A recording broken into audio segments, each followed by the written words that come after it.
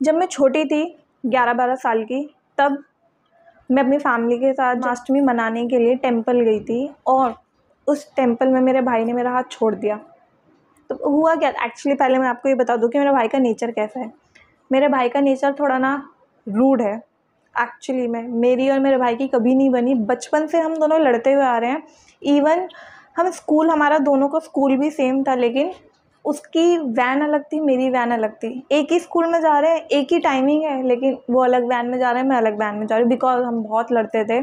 Even एक दूसरे को मारपीट तक की नौबत आ गई थी, हम इतना लड़ते थे बचपन में।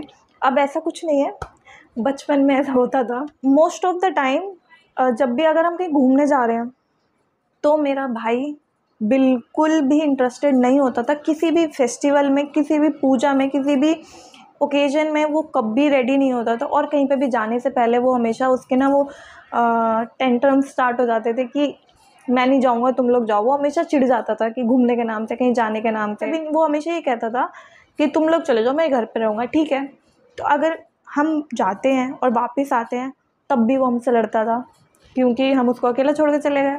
ऐसा था उसका नेचर। अब ऐसा नहीं है मेरे भाई का नेचर। अब मैंने मम्मी को कहा, मम्मी चलो जन्माष्टमी है, घूमने चलते हैं।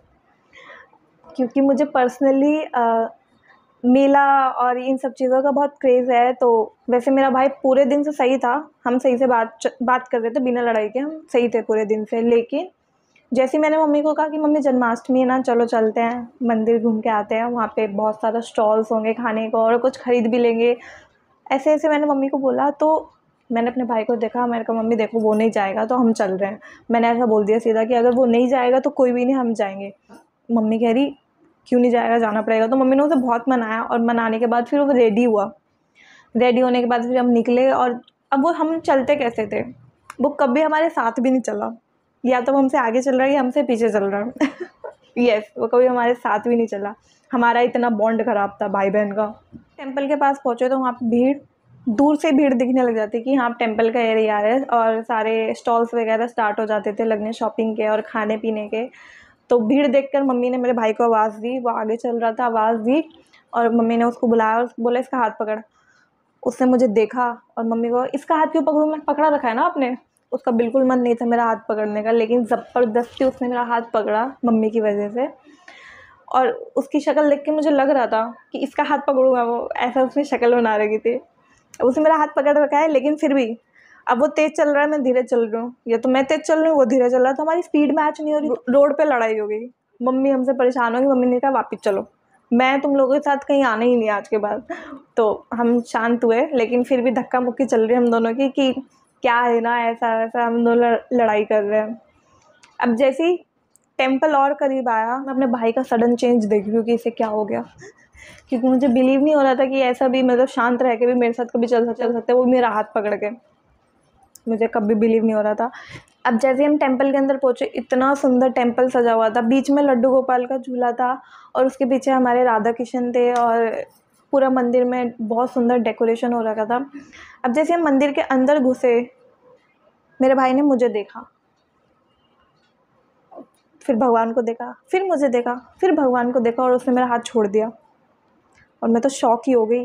वो भागकर भगवान के पास गया, उसने कोई दंडवत नहीं दी, कुछ नहीं किया, उसने बस भगवान के सामने जाके हाथ जोड़े, और जो साइड में कीर्तन चल रहा था वहाँ जाके बैठ गया।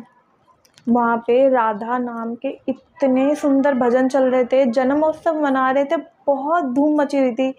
वहाँ पे वो कीर्तन में बैठ गया, और कुछ ही पलों में वो डांस करने में लग गया। मेरा भाई, जिसे मैंने आज तक डांस करते हुए नहीं देखा, मेरा भाई डांस कर रहा था, और मैं इतना शॉक्ड हो गई उस टाइम कि एक्चुअल में ये मेरा भाई है जो ये डांस कर रहा है, मेरा भाई है। मेरे को बिलीव नहीं हो रहा था। अब वो नाच रहा है और मैं उसे देख रही हूँ। अब जैसे ही मैंने ना मम्मी का फ़ोन लिया तो वो रुक गया, तो उसे लगा ये फ़ोटो खींचेगी, मुझे चिढ़ाई बाद में। तो मैंने फ़ोन इधर रख गया और मैं इधर उधर देखने लग गई। वो फिर डांस करने लग गया, वो हमारे सामने से चला गया, लेकिन वो बैक साइड जाके डांस कर रहा था, दूसरे साइड जाके डांस करने लगा, और मुझे वो दिख रहा था। और मुझे इतनी खुशी हो रही थी ना देखकर कि मेरा भाई एक्चुअल में एंजॉय कर रहा है। वो इतना एंजॉय कर रहा था, और मेरे दिमाग में ये क्वेश्चन आया, हाउ, कैसे जो इंसान इतना रूड इतना लड़ते हुए भी आया, वो टेम्पल में आते ही इतना चेंज कैसे हो गया। हमारे कृष्णा में इतना जादू है, ये दिमाग में आया मेरे उस टाइम। और सिर्फ मैं यही सोच पाई कि कोई कितना भी रूड क्यों ना हो, कोई कितना भी परेशान दुखी क्यों ना हो, जैसे ही वो टेम्पल में जाता है, जैसे ही वो कृष्णा के सामने जाता है, जैसे ही भगवान के सामने जाता है,